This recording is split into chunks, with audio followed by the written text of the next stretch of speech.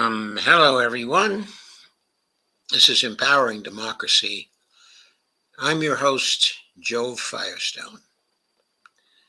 My topics for tonight are a new order of the ages and the philosophy of multipolarity. Two separate topics.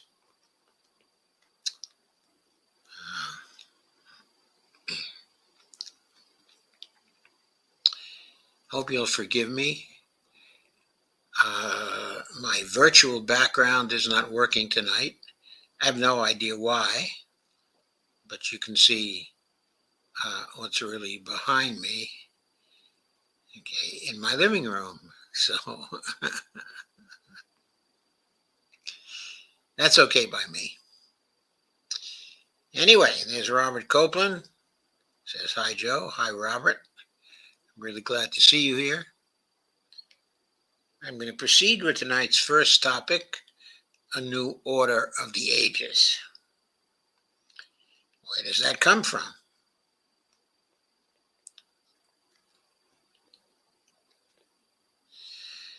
It comes from a blog post by Alistair Crook on June 33rd, 2024. It's a rather long post, but I think very prescient and very wise.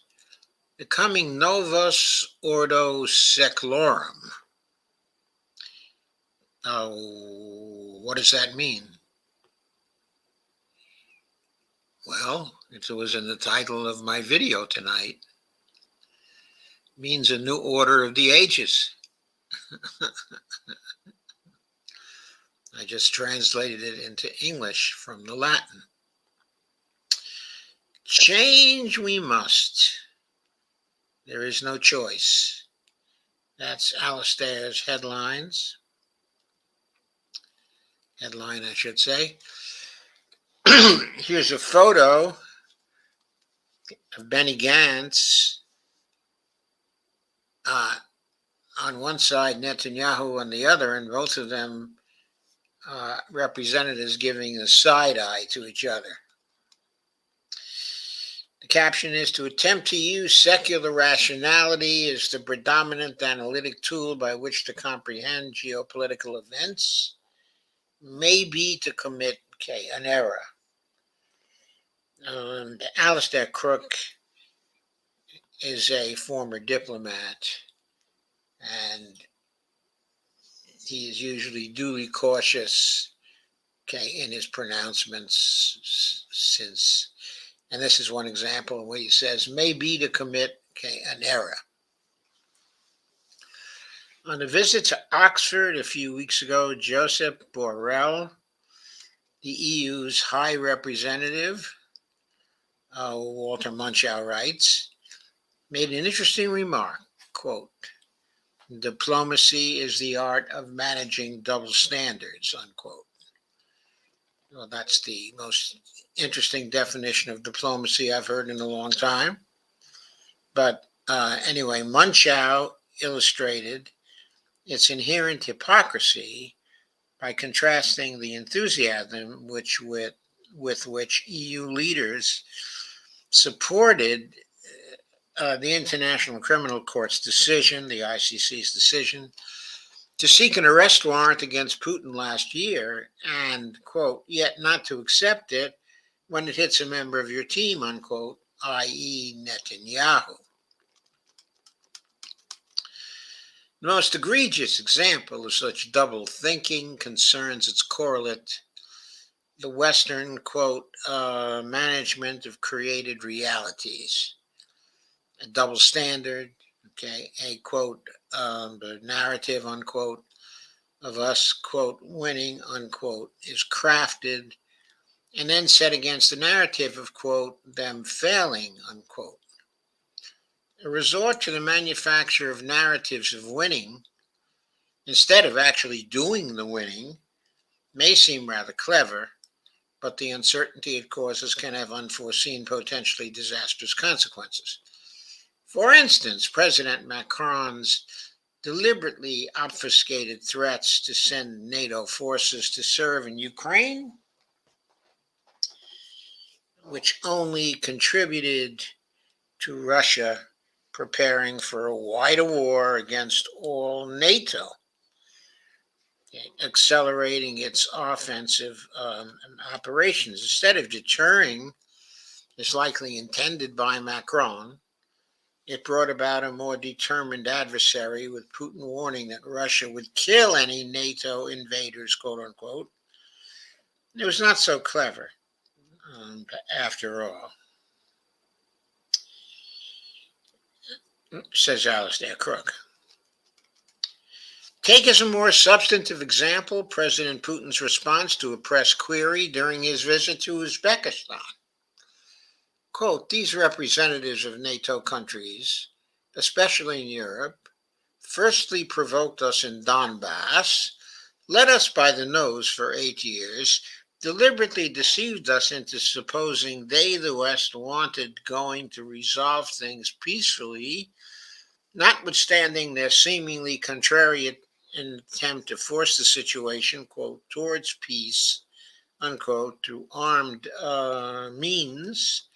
Quote again, then they deceived us during the negotiation process, Putin continued. Quote again, having a priori decided in secret to defeat Russia on the battlefield and thereby to inflict a strategic defeat on it. This constant escalation can lead to serious consequences. Putin probably refers to a ratcheting missile exchange ending even with nuclear weapons. If these serious consequences occur in Europe, how will the United States behave in view of our strategic arms parity? Do they want a global conflict? It's hard to say. Let's see what happens next, unquote, he concluded. This is a paraphrase of what was a long and extensive question and answer session by President Putin. Naturally, some in the West will say this is just a Russian, quote, story, unquote, and that the West has acted reasonably throughout in response to Moscow's actions. Quote, rational thinking, unquote, and reasonableness pretentiously are taken to be the defining qualities of the West, inherited from Plato and Aristotle.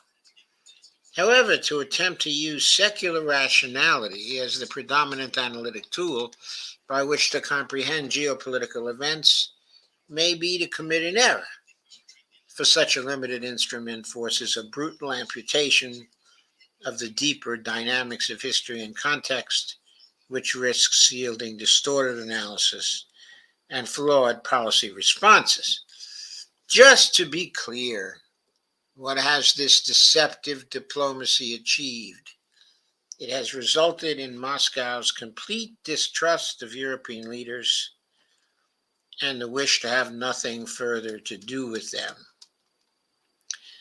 Is it rational to leave actors such as Putin wondering whether indeed Russia faces a West determined to, quote, inflict a strategic defeat, unquote, on it, or whether Washington just wants to craft a, quote, winning narrative, unquote, ahead of November?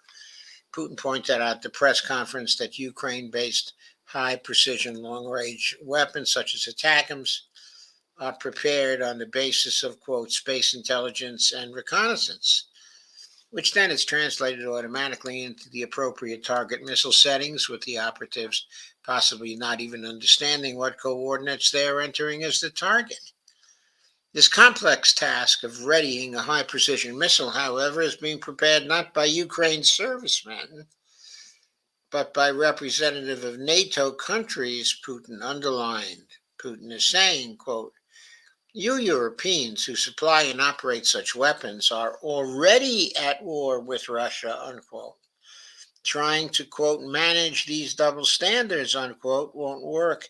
You cannot claim, on the one hand, that once your munitions are transported, they magically become Ukrainian, quote, unquote, while it's, quote, but narrating, unquote, too, that NATO, its surveillance assets, its ISR technicians, and its missile handlers do not translate into, quote, war with Russia, unquote. In his explicit answers, Putin gave the West a clear warning. These representatives of NATO countries, especially in Europe, especially in small countries, should be, quote, should be aware, quote, of that which they are playing, of that with which they are playing, yes, unquote. Yet in Europe, the idea of striking deep inside Russia is presented as being entirely rational, in spite of knowing that such strikes into Russia will not change the course of the war. Plainly put, Putin effectively is saying Russia can only interpret Western statements and actions as an intent for wider war. The same, quote, double narratives may be said to hold for Israel too. Netanyahu and his government, on the one hand, are cast as a messianic entity pursuing a biblical apocalypse, whereas the West claims it is simply pursuing its own rational understanding of what is in Israel's true interest, i.e., a two-state solution.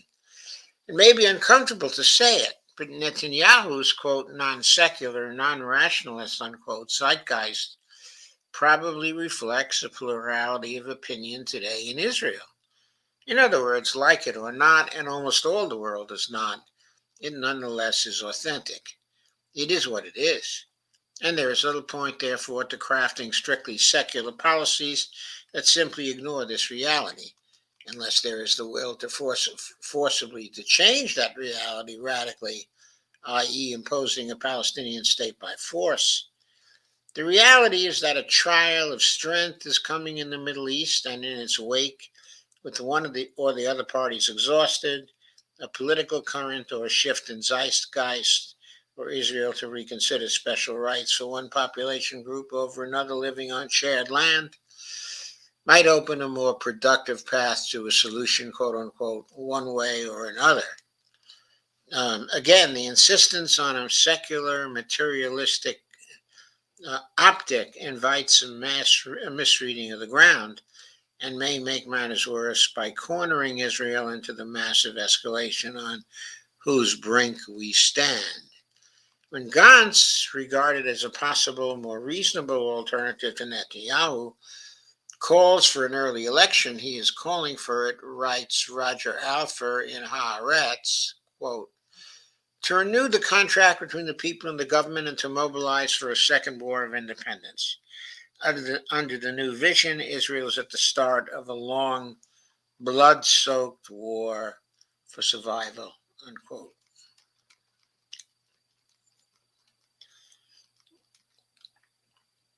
And here are some quotes. Quote, Gantz isn't a secular person. This, of course, is Benny Gantz. His mentality is religious. When he accuses Netanyahu of bringing ulterior motives into, quote, the Holy of Holies, unquote, as he put it, i.e. defense considerations, he's expressing his religious belief in the nation's faith. The state is holy. The state before anything else, unquote. Quote, his differences of opinion with Netanyahu are blurring a broad consensus, including Yair Golan, Bezalel Smotrich, Yair Lapid, Avigdor Lieberman, Naftali Bennett, Yossi Cohn, and the Likud party, with or without Netanyahu, that the war is the thing. The Israeli public is a hero because of the war. It's at its best during its wars. A nation has no greater spiritual elevation than a love of sacrifice and, quote, carrying the stretcher, unquote, as Israelis put it, unquote.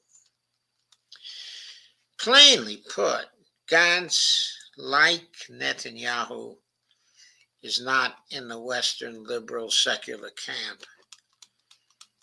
And here's where Joseph Borrell's, quote, management of double standards, unquote, meme enters into the equation. Can Europe or the U.S. continue to tolerate such an unreasonable Zionist worldview with all its adverse implications for an increasingly volatile U.S. hegemony?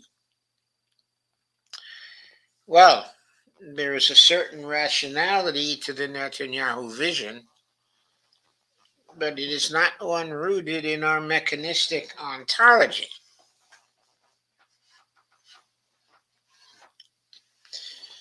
Excuse me a second.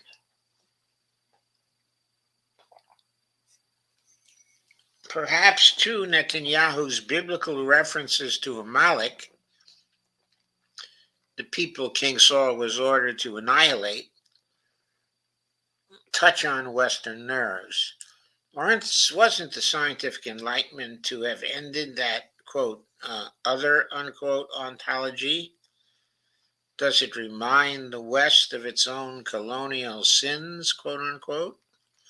Professor Michael Vlahos, who taught war and strategy at Johns Hopkins University and the U.S. Naval War College and was director of the Center for Foreign Studies at the State Department, contends that America, too, is, quote, a religion, unquote, consumed by the eternally recurring apocalypse, and that war is its, quote, cleansing ritual, unquote. I surely hope not. The founders, our creators, had imagined more than a nation. They had also drafted the story arc of a divinely heroic journal centering the U.S. as the culmination to be of history. This is America's sacred narrative. Since its founding, the United States has pursued with burning religious fervor a higher calling to redeem humanity, punish the wicked, and christen a golden millennium on earth. And quote again, while France, Britain, Germany, and Russia stalked the world in search of new colonies and conquests, America has steadfastly hewed to its unique vision of divine mission as, quote, God's new Israel, unquote. Quote, thus among all the revolutions unleashed by modernity, the United States declares itself in its own scripture to be the trailblazer and pathfinder of humanity. That is to say, America is the exceptional nation, the singular, the pure of heart, the baptizer and redeemer of all peoples despised and downtrodden, the, quote, last best hope of earth, unquote. Professor Biden said this catechism precisely at West Point on the 25th of May, 2024. Quote, thanks to the U.S. Armed Forces, we're doing what only America can do as the indispensable nation, the world's only superpower, and the leading democracy in the world, the U.S. standing up to tyrants, unquote, worldwide. It is, quote again, protecting freedom and openness, unquote. Quote again, we're standing against a man, Putin, who I've known well for many years, a brutal tyrant. We will not walk away, unquote. This is the catechism of the, quote, American civil religion, unquote. Professor Vlahos explains, quote, in the world's eyes, all this may seem like a ritual of self-serving vanity, yet the civil religion is the national article of faith for Americans. It is the holy writ which takes rhetorical form through what Americans take to be history. Quote, the American civil religion is inextricably linked with the Reformation, Calvinist Christianity, and the bloody history of Protestantism, with America's sacred narrative shaped and christened through the country's first and second, the Great Awakenings. Although its scriptural reading became secular in the progressive era, the American religion still remained tethered to its formative roots. Indeed, even our contemporary, quote, Church of Woke, unquote, cannot escape its original Calvinist Christian tubers, unquote. Well, what does Alistair Crook mean by that? Quote again, since 2014, a rapidly growing new sect, quote, the Church of Woke, unquote, has sought to transform and fully possess the American civil religion to reign as the successor faith. Ironically, the fervor of its evangelism challenges the post uh,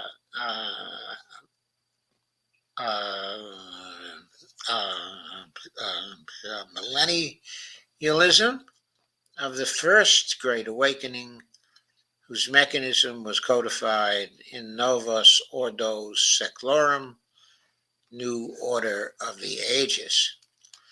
What is the point here? Hubert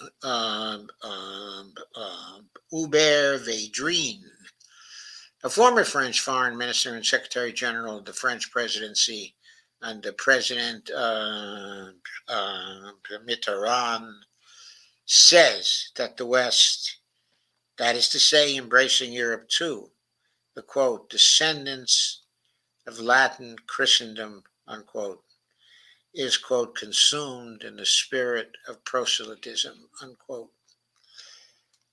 And quote again, okay, this is a quote by Crook, that St. Paul's, quote, go and evangelize all nations, unquote, has become, quote, go and spread human rights to all the world, unquote, and that this proselytism is extremely deep in our DNA, quote, even the very least religious, totally atheist, they still have this in mind, even though they don't know where it comes from, unquote. Is this the raw nerve, quote, of the U.S. as the new Israel, unquote, and Professor Vlahos is telling, that cannot be looked directly in the eye, yet if we look in the mirror, is this what we see? Quote, this is by far the most profound and important question facing the West, unquote, says Védrine. Quote, is it capable to accept alterity, one that can live with others and accept them for who they are, a West that is not proselytizing and not interventionist, unquote, he asks, to which she retorts, quote, there is no choice, unquote, absolutely not.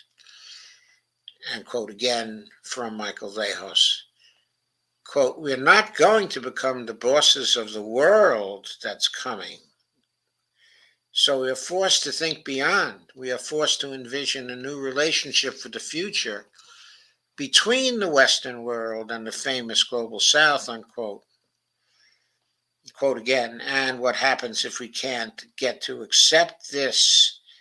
Then we'll continue being marginalized, increasingly cut from the rest of the world, and increasingly despised for our misplaced sense of superiority, unquote.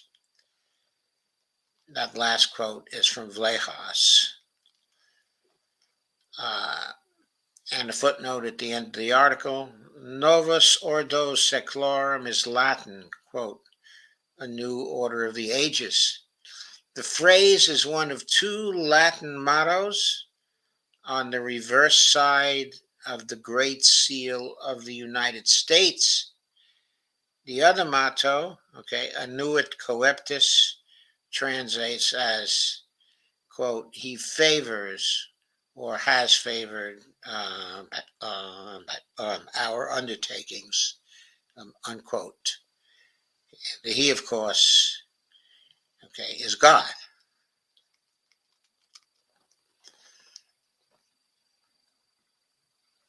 So this is Alistair Crook, who is telling us in eloquent and compelling terms that we must accept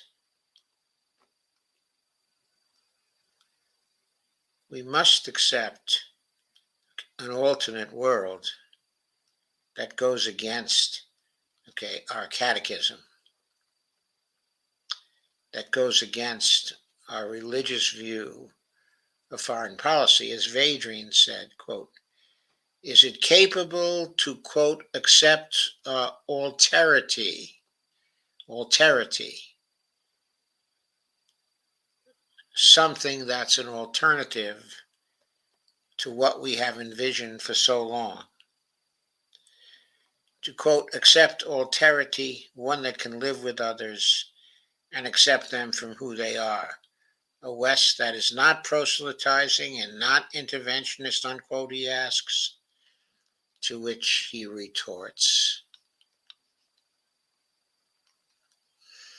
quote, there is no choice. Absolutely not. We, quote, we're not going to become the bosses of the world that's coming. No, that's not happening. Why do we think that? How is it that we can believe that?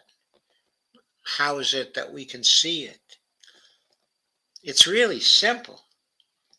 When we face the military advantages the Russians have over us, and we recognize the superiority of land forces and the superiority of missile technology and the superiority of air forces, at least in Europe, we have to recognize that we are no longer the boss, okay, of Europe, nor are we the boss of Eurasia, okay, anymore. Nor is it likely that we will be the boss of the Middle East. And continuing with the quote, so we are forced to think beyond. We are forced to envision a new relationship for the future between the Western world and the famous global South, unquote. And quote again from Vlahos. I think this is still Vlahos, or it may be Vadrine. Yes, it's going back to Vlahos,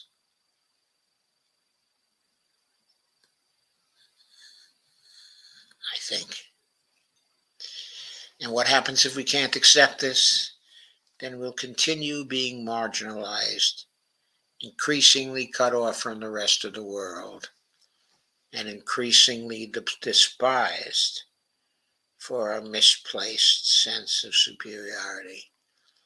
That is the future that awaits us if we don't adjust to new realities, because we're not only looking at military superiority, we are also now looking at economic superiority, giving the great advances on the economic front being made by the nations of Eurasia. The outcomes of Shanghai Cooperation Organization conferences, the outcomes of the St. Petersburg Economic Conference, the recent one, the outcomes of new BRICS expansion, the outcomes of the Belt and Road Initiative,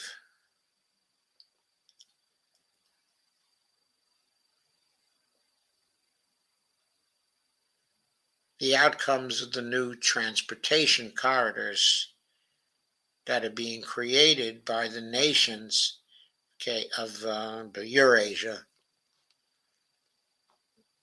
with Russia being central to these transportation corridors. That end, of course, in China at one end and in Europe, okay, at the other. The world will be developing along those lines, and it will be developing rapidly as China has developed rapidly. And we won't be able to stop these trends because the levels of growth will be so much faster than our own.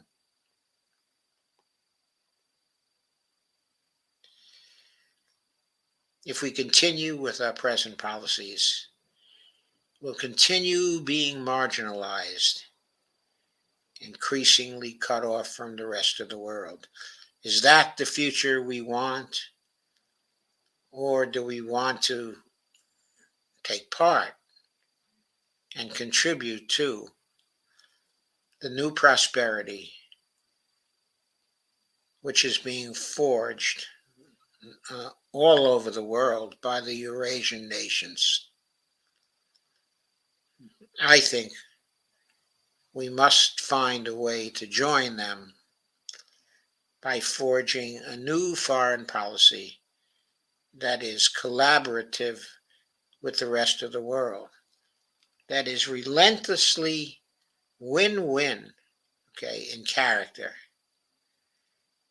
and that builds trade relationships that accord with the public purpose of all of our nations.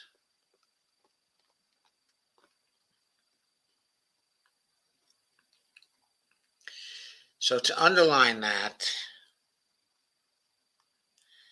and to look at it from another perspective, I want to move now to play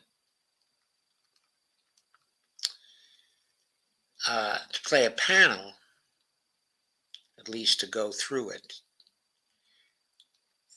if not to play the whole thing. It's too long for me to play. It's called Philosophy and Geopolitics of a Multi-polar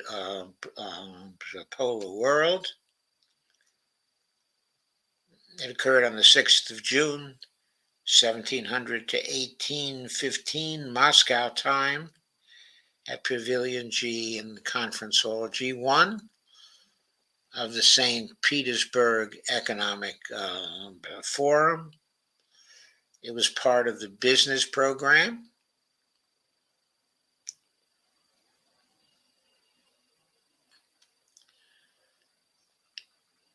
And let me share this.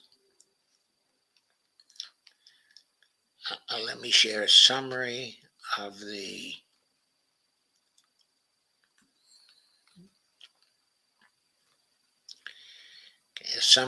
introduction to it.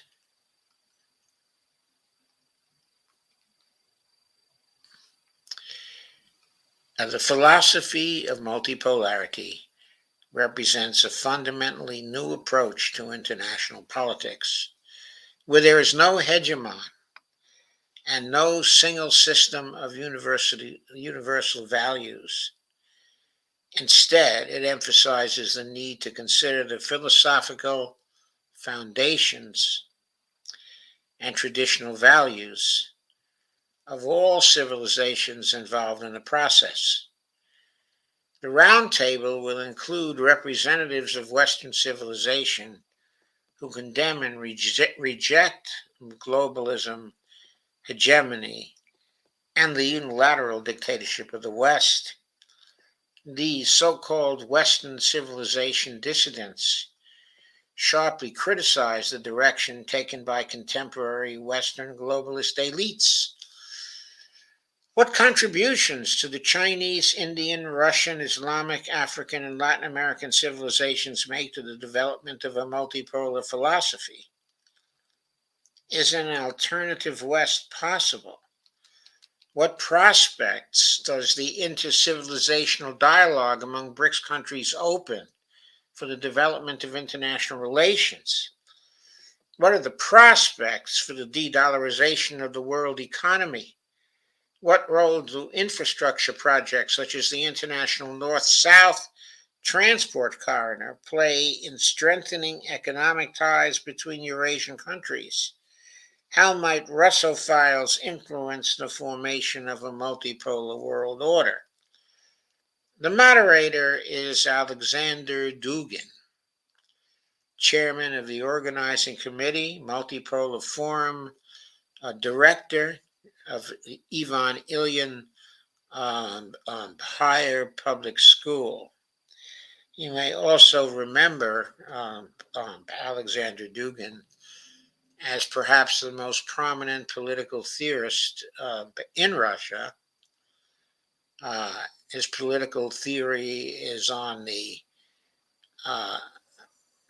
is distinctly on the conservative side.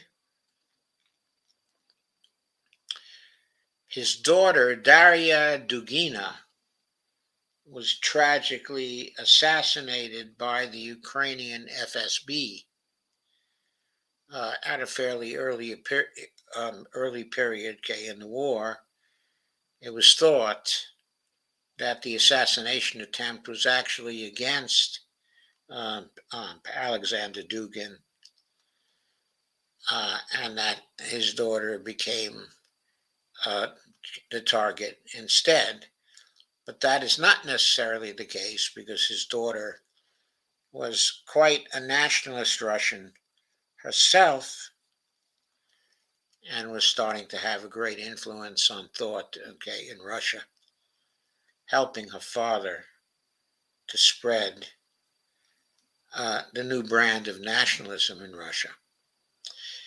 Anyway, the panelists here are Atul Aneja, international relations specialist, editor of The Hindu from India, of course. Zainab Safar, presenter, writer. If I'm not mistaken, that's an Iranian name. So she's probably representing uh, what we might speak of as Iranian civilization. Zhang Weiwei, professor, Fudan University, director of the Chinese Institute. Okay, also Maria Zakharova, director, Department of Information and the Press, Ministry of Foreign Affairs of the Russian Federation. Konstantin Malafiev, head of the Tsargrad Foundation. Also Nkosi Velil Mandela, I believe the son of Nelson Mandela, chairman, International Russophile Movement, member of Parliament, chairman of Portfolio Committee on Agriculture, Land Reform, and Rural Development, National Assembly of South Africa. And the last member of the panel is Pepe Escobar, geopolitician, journalist, specialist in global economics and international relations. And I will now begin to play the panel, skipping around for you. And because, of course, there's no time to cover the whole thing, I will probably cover about 20 minutes of it as we go. Well, distinguished colleagues, we are starting the nothing for us, absolutely nothing. And several years ago, a book was published by me, The Theory of Multipolar World, and today I am presenting my second book, moving from the multipolar world to the practice. It's important now to That is, I believe, Alexander Dugin, the moderator, okay, of the panel. focus on the philosophy of the multipolar world. The thing is that the multipolar world implies an absolutely different outlook than we are accustomed to. Our outlook in the West, in Russia, in Asia, in Latin America, in the Islamic world, has been formed around the West centric model. And so we believed that the Western society is universal and the most important because the West has covered a much longer distance.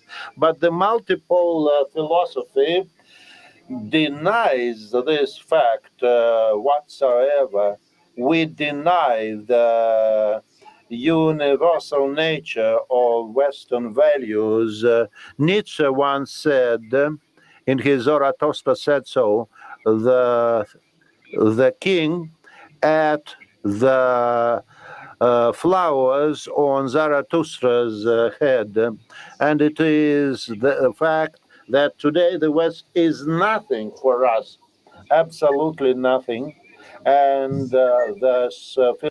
That was, of course, the face, okay, of Pepe Escobar. philosophical teaching is quite a philosophical revolution. The West is not a whole, it is only a part. I believe that person in the audience is Larry Johnson, former CIA operative, okay, in the United States, and very prominent as an opponent, okay, of the Ukraine war, okay, as an opponent of the Israeli attack, okay, on Gaza, and part of Judge Napolitano's stable, okay, of guests on his Judging Freedom show, which I believe is having a tremendous influence from the side of the alternative media on how we view foreign policy, because he has so many distinguished guests. Among them is Larry Johnson. Of mankind. It is a province of mankind and nothing more. And we, the peoples who are gathered in the BRICS organization, work in a I'm sorry. multipolar world, and each one of us has an absolutely different mission. There is nothing like elitism in our philosophy. Each nation is following its absolute values, and Russians, for instance, are following our own values. The Indians are following their values. The Chinese, their great civilization, has its own values. Latin America and Africa are searching for their own path. Each civilization has the right to believe in its own absolute values. So, this is the key philosophic aspect, which means that the foundation of our society is not based on random things. It is based on our orthodox traditions, on our search for social justice. We are to determine it regardless of what may be said in the West. The same applies to China. China does not need any agreement, any acceptance from anybody else to protect their civilization. And we, as a representative of our Russian, Eurasian civilization, do accept the Chinese values, which does not mean that we do not accept the other civilization values, such as the Indian, African, or Latin American. Based on this approach, we treat the Western civilization of today, because the elites today have been destroying their civilization. It is not the peak of the development, it is degradation, which has been brought about by their leaders, while we are the protectors of the values that existed in the Western civilization in the past. So we are not fighting the West. We support the traditional values. It is important that people of the real West, of the real Europe, are present here among us. And now, just to move to the subject matter of this discussion, I need to say that this approach is based on vast geopolitical areas of Russia and Eurasia, of China, including their participation in the One Path, One Belt project, and it is the Islamic world, which includes lots of countries. It is Africa, which is now at a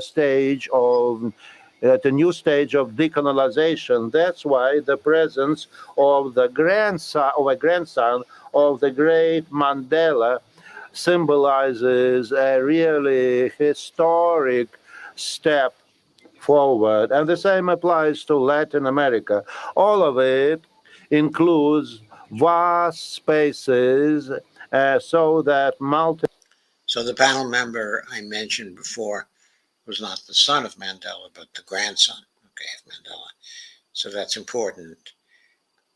One of the things is also important is when values are discussed uh, and contrasted, uh, and when someone says there are no universal values, uh, it's almost a contradiction in terms because in what Alexander Dugin, okay, is saying, he seems to be asserting that there is a universal value they all share, and that value is to accept, okay, each other's values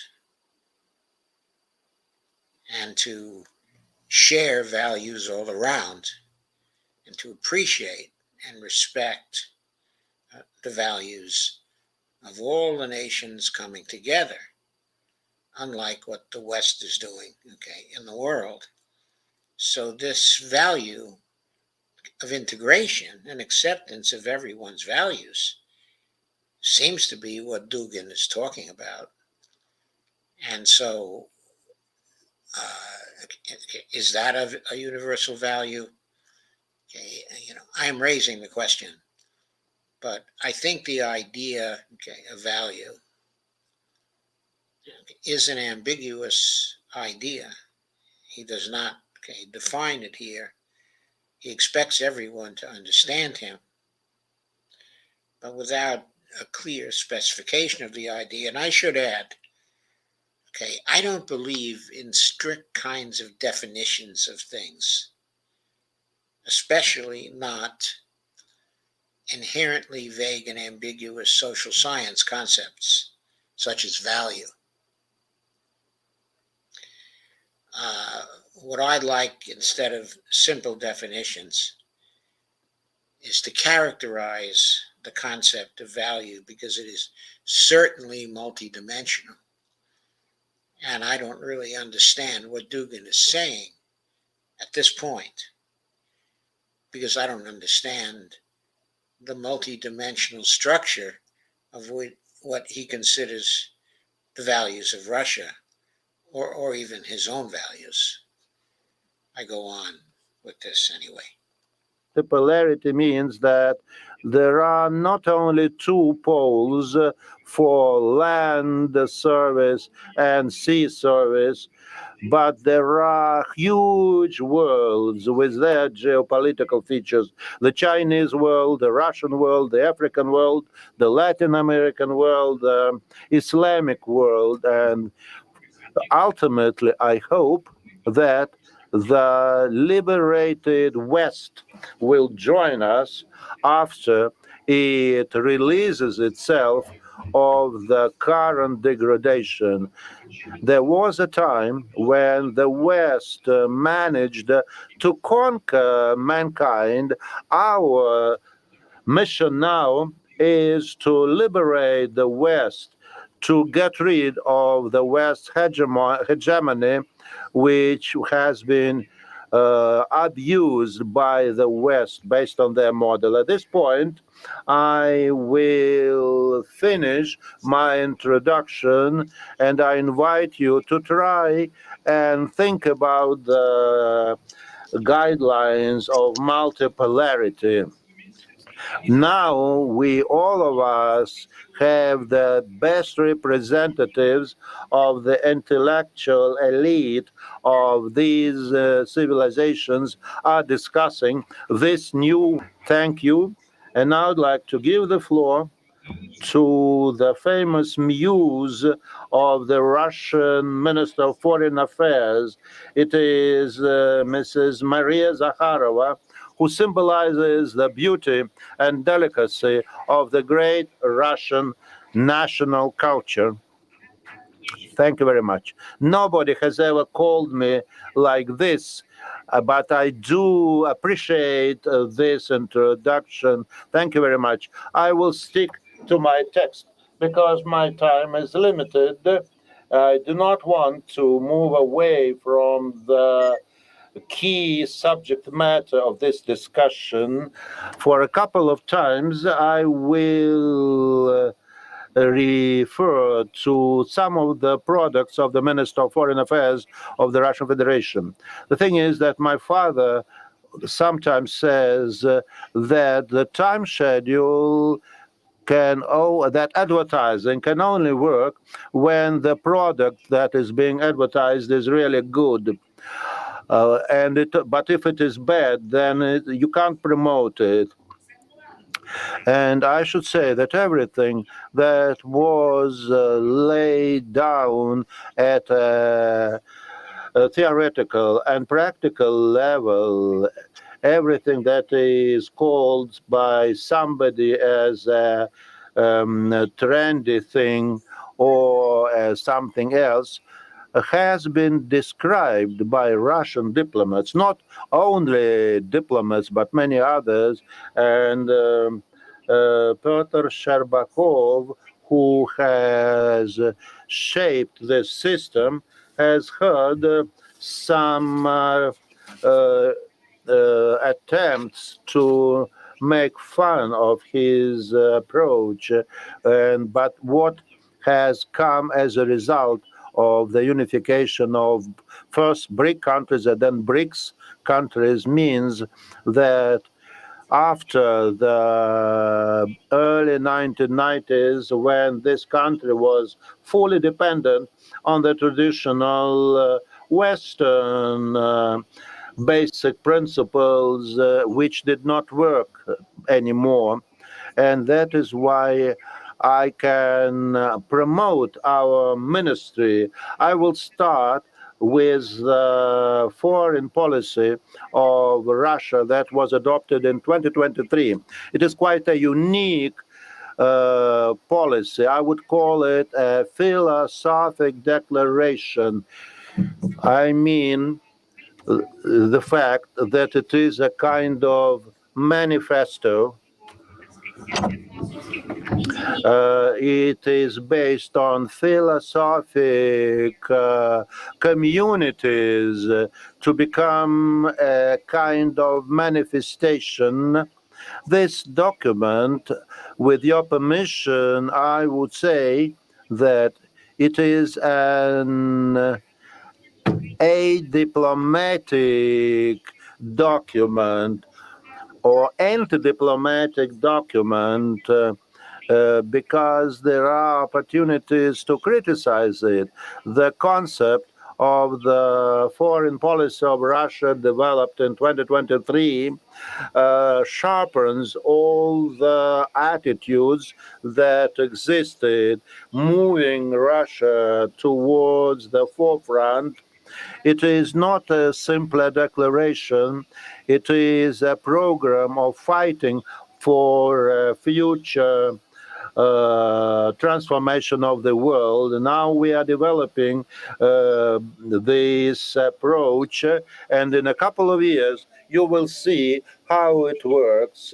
This concept includes nine principles on which the multipolar system should be based. It is multipolarity, polycentricity. I know that there are different approaches, but we're speaking about the same multilateral nature in the genuine and Western meaning of the word. Actually, the principle of equality has been recorded in the UN declaration documents. First of all, it is the modern principle of multipolar structure of the world. Somebody may say that Article 2 of the Charter of the United Nations refers to the equality of all the members of the UN, and somebody may say that the other Okay, so I'm going to stop this here. My time is limited tonight. Uh, I'm sure that Dee Pierce is having a show, and I like to help her with her shows. Uh, okay, I will spend a few minutes answering your questions, and I will come back to this, okay, tomorrow night. I'm finding the panel thus far to be fascinating, and I really want to understand what these people, okay, are getting at. I can already sense the weaknesses in it from a philosophical point of view. One of my areas of expertise for my whole life, really, has been in the study of values, the theory, okay, of values, uh, value theory. I uh, I'm confident of my expertise, okay, in this particular area, and we see that, okay, the philosophy of multipolarity is very connected to values, okay, and to value theory. So I'm going to enjoy going through the rest of this panel. I'll come back to it tomorrow and possibly on Friday too. But now I want to go over your comments quickly. Robert Coleman said, I don't think NATO wants Ukraine to win the war against Russia, but give Ukraine just enough weapons so the Ukrainian army can weaken the Russian army in a war that goes on for several years. I think you're right, Robert, but I think NATO is way off base in this because, of course, Russia and its armed forces have not been getting weaker as a result of the Ukraine war, but they have been getting stronger. The way Putin has been playing it is he has been emphasizing the existential threat to Russia of this war, and the Russian population has responded. They are enlisting, volunteering in record numbers, okay, in the Russian army. Okay, right now, the Russian army is growing rapidly to a total size of 1.5 million, which is much larger than the ground forces that NATO has, okay, to throw against it. Uh, in air power, in conventional airplanes, okay, it appears that NATO has an advantage, okay, against Russia. But when you're talking about air power as a combination of conventional airplanes and rockets and missiles and cruise missiles, okay, and drones, it looks as though Russia has a very large advantage, okay, over NATO. Uh, and what we're talking about here is a ground war, okay, in Eurasia. And so it looks like Russia has a tremendous advantage in this war, that it's going to win this war. Okay, I believe this war will be won really over the next few weeks. There's increasing collapse, okay, of the Russians. There's a major battle now going on, okay, in the Kharkiv area, or the area leading to Kharkiv anyway. And it's been setting up as kind of a traditional battle of this war. The Ukrainians are sending in troops and fighting viciously to retain ground in this war. But what the level of casualties the Russians are inflicting on them day by day is currently just breaking all records. They're throwing in people. The people are not well trained. They're getting slaughtered by the Russians. And the Russian strategy is to induce them to throw in whatever they have left so that uh, the Ukrainian armed forces are brought to their knees, are brought to the point of collapse and beyond. And it looks like that collapse is now close upon us. I'm not such a military expert that my guesses should be taken too seriously, but I'm guessing that the military aspect of this war, in spite of what the West is trying to do at present, will be over within the next 2 to 3 weeks. So don't take me too seriously. I am not a military expert.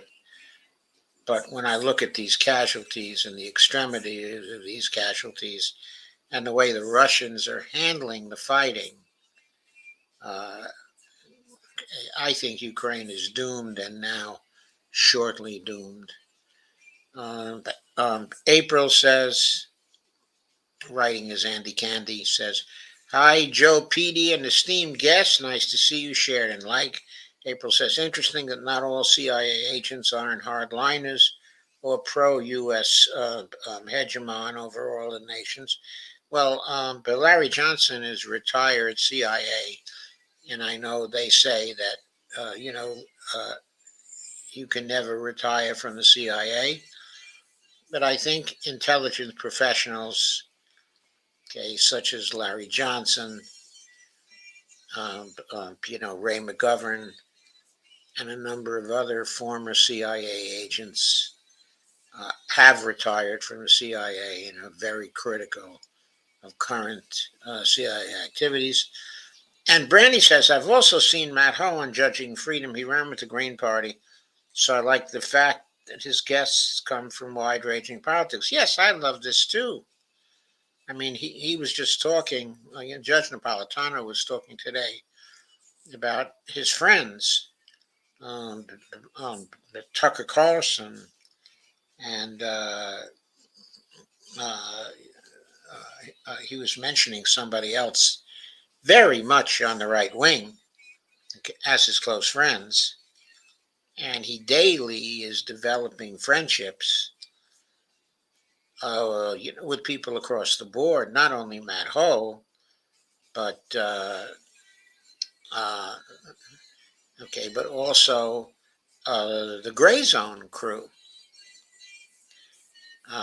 Anya Parampil, Max Blumenthal, Aaron Mate. They're all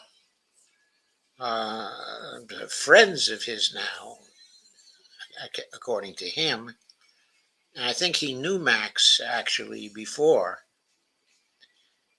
But yes, he's hobnobbing with people from across the spectrum. Uh, but he agrees with them on key things.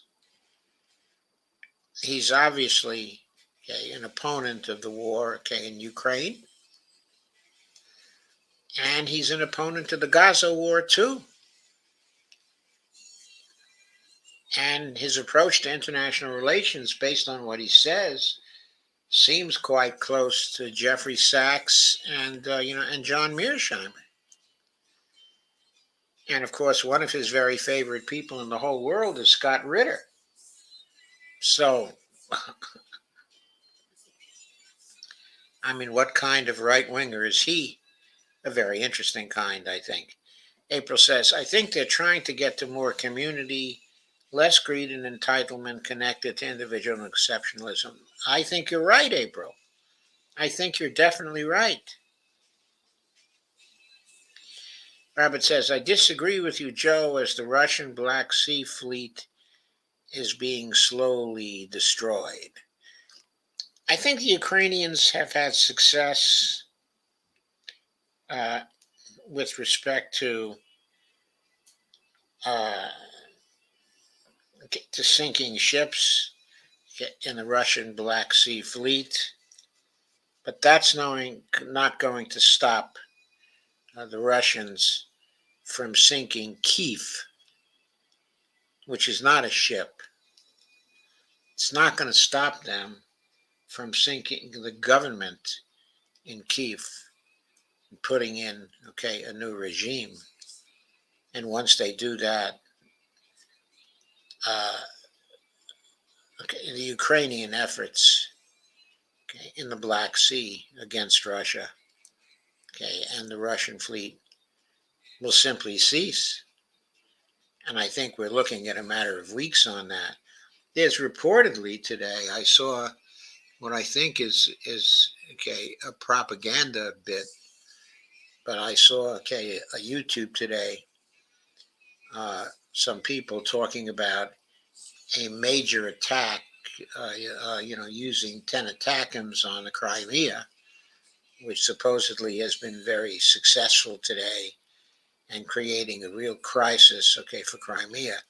I'm looking for confirmation of that because, if so, if there were major attacks on civilian infrastructure, in Crimea, through use of ATACMS, which can only be fired with the help, of U.S. personnel.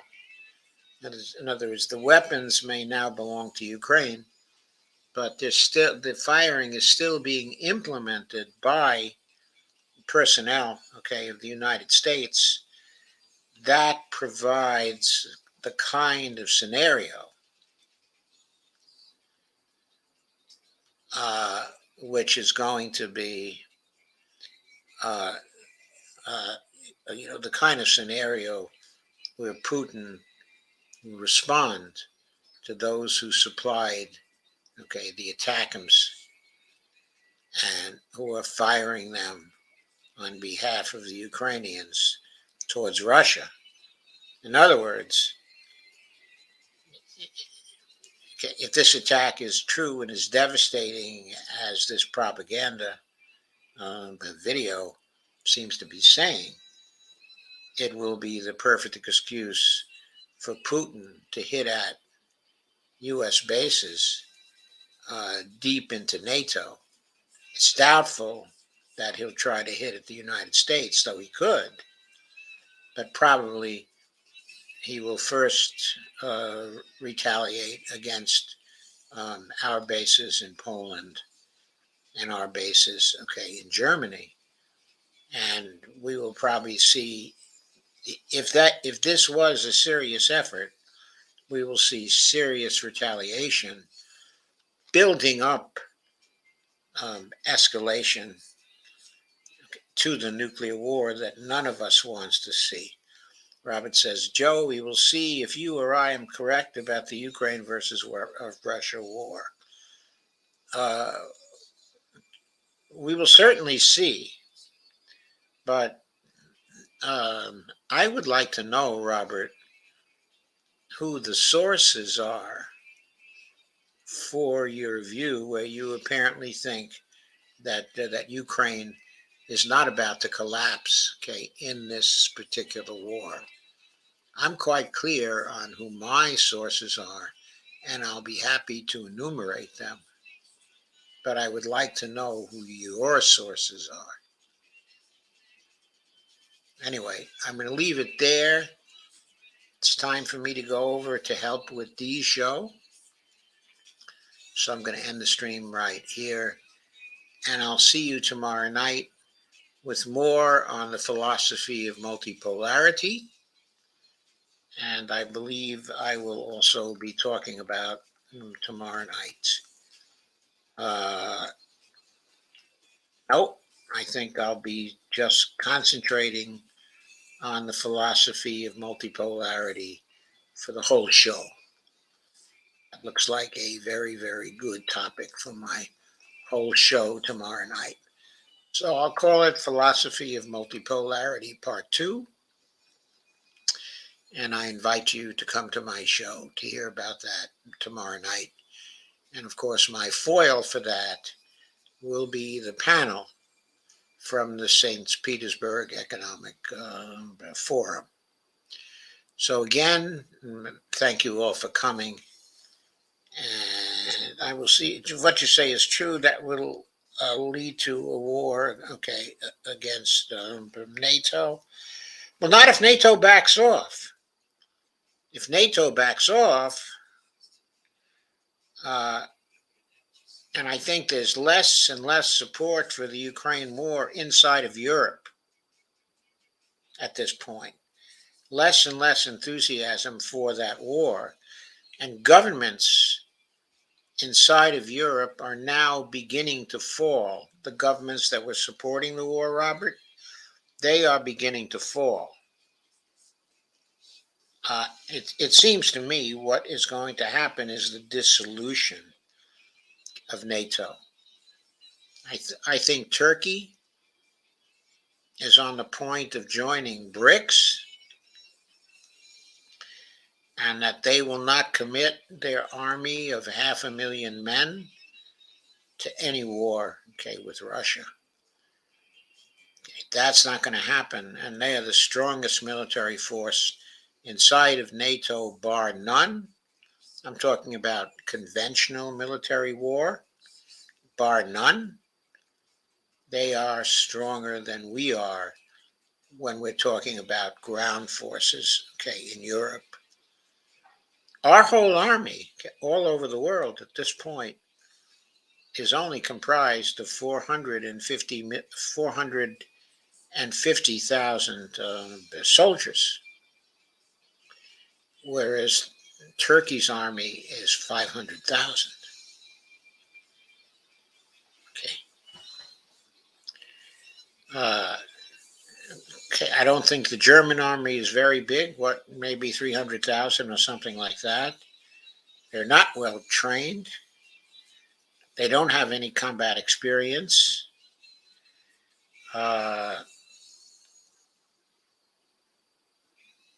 It doesn't look good if NATO wants to commit conventional forces.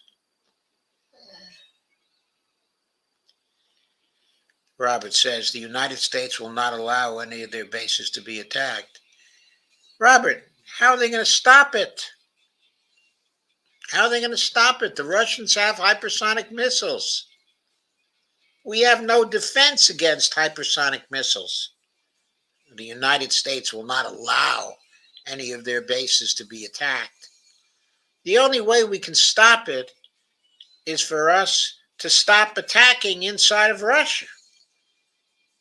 At this point, okay, if that major attack by the attackers I talked about is real, if it's not simply propaganda, it will mean that we have started a war where we directly are fighting against Russia.